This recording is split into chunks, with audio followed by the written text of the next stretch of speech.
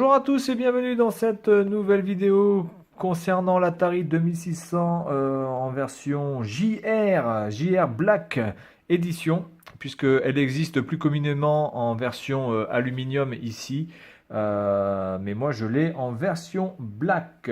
Donc du coup, je vais faire ce dossier en deux parties.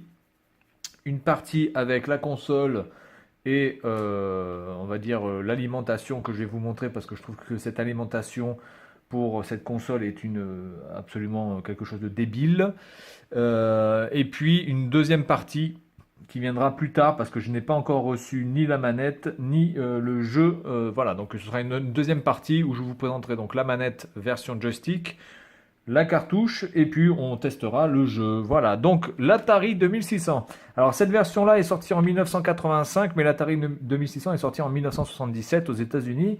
Elle est sortie 4 ans plus tard en France et 6 ans plus tard au Japon, en sachant qu'au Japon, elle était communément appelée l'Atari 2800 et elle n'a quasiment pas marché puisque déjà en 1983, il y avait la Famicom que je vais mettre ici. Voilà, la Famicom qui était déjà sorti et en plus donc made in Japan, en sachant que les Japonais sont des gens extrêmement patriotes. Évidemment, ils n'allaient pas acheter l'Atari 2600. Voilà, donc évidemment, ça a franchement pas du tout marché cette console au Japon. Et même moi ici à Taïwan, globalement, je n'ai jamais vu quelqu'un vendre une Atari 2600 sur tous les sites dans lesquels voilà, je peux me promener. Je n'ai jamais vu de Atari 2600 et peu importe la version, que ce soit la version Wood, la version Darth Vader, que ce soit la version 2600 JR, Black, Aluminium, 2800, peu importe. Je ne les ai jamais vus. Voilà, donc ça n'a absolument pas fonctionné. Alors, elle est sortie en 1985, donc ce modèle-là, 8 ans après la première version bois et la version Darth Vader, en sachant que évidemment, en 1983, il y a eu le fameux crack des jeux vidéo. Donc je pense que Atari a quand même voulu un petit peu remoderniser un petit peu sa politique et son design de machine qui était déjà existant depuis 6 ou 7 ans. Et donc ils ont fait ce design-là. Voilà, donc design très plat, assez plat, beaucoup plus plat que la version d'origine, hein, qui est quand même assez massive, notamment si vous prenez la toute première version de l'Atari 2600 avec ses 6 commutateurs. C'était, je crois que on l'appelait la Heavy Six, un truc dans le genre. C'était vraiment une machine extrêmement lourde, extrêmement massive, extrêmement volumineuse. Là, globalement, vous avez une console qui fait, allez, on va dire grosso merdo 25. Voilà, 25 cm à peu près, 20 cm ici, et d'épaisseur fait 4-5 cm vraiment au maxi. Donc elle est vraiment très très fine. Voilà, donc cette console est sortie pour concurrencer évidemment le design de la Family Computer de chez Nintendo et la Sega Mark de chez Sega, qui avait déjà des designs beaucoup plus fins, beaucoup plus compacts, même si la Sega est quand même assez grande. Vous pouvez comparer par rapport à la taille, elle fait quasiment 5 cm de plus. Bon là, il y a la manette, mais ça fait 5 cm de plus en largeur. En épaisseur, bon, on va dire qu'elle fait, voilà, elle fait à peu près la même épaisseur au plus épais de la console ici Atari 2600. Et par contre, elle est moins large. Vous pouvez voir qu'il y a quand même une différence de 3 cm. Donc évidemment, Atari a voulu redorer un petit peu son blason et faire quelque chose d'un peu plus design, en tout cas qui corresponde à l'époque. Donc cette console, elle est facilement trouvable en version aluminium, en version black, elle est déjà beaucoup plus difficile à trouver. Et pourtant, c'est au même prix, hein. Globalement, c'est pas une version très très rare de cette console. Enfin, au niveau du prix, vous pouvez la trouver à un prix tout à fait convenable. Donc, elle se compose de 4 boutons. Alors qu'avant c'était des petits boutons un petit peu comme des interrupteurs. Là ce sont vraiment des gros boutons. Donc le bouton on-off, le bouton pour mettre en mode couleur ou en mode black and white, noir et blanc. Un bouton ici pour faire la sélection des différentes difficultés, je pense, et ici un bouton pour reset.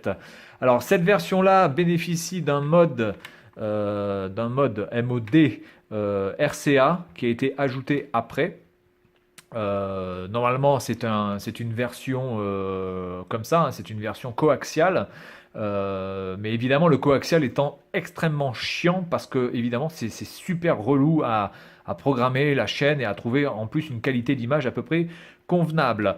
Donc ici, il y a la personne a rajouté un mode RCA avec l'audio et le vidéo. Donc évidemment, c'est du mono, mais en tout cas, la qualité sera beaucoup plus bonne, beaucoup plus stable et surtout, on n'a pas besoin de se faire chier à trouver la chaîne qui va avec sur la télévision pour essayer de trouver un petit peu voilà, le bon réglage. Ensuite, vous avez donc les deux ports manettes qui sont des ports manettes style Master System ou style Mega Drive. D'ailleurs, si je branche ma manette de Master System sur, sur cette console-là, je pense qu'il n'y aura pas de problème.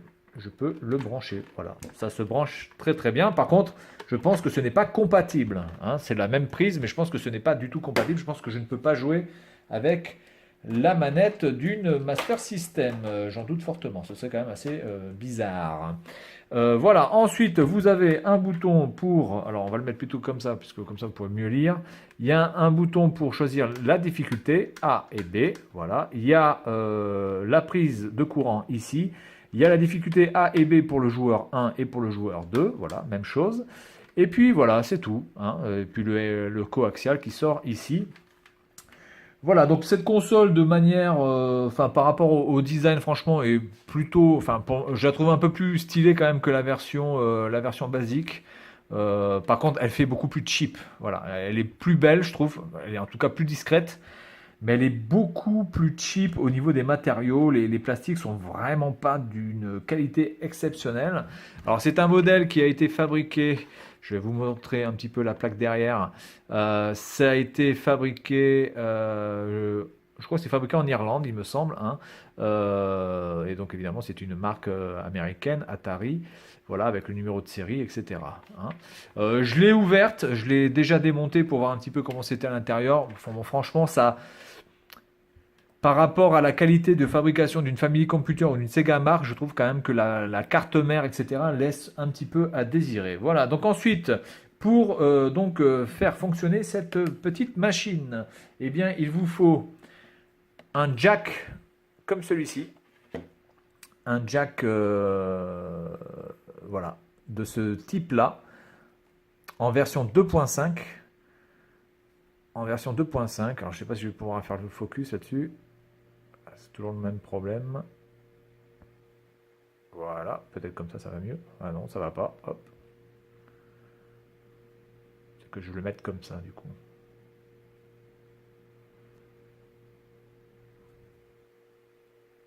Voilà.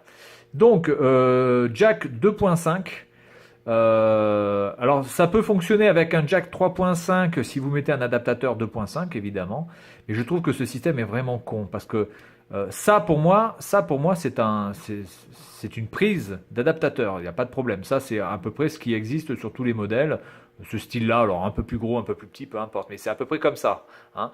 Là, vous êtes obligé d'avoir un jack. Voilà. Un style jack 2.5 que donc vous branchez ici. Alors ça fonctionne sur du 9 volts en 1 ampère.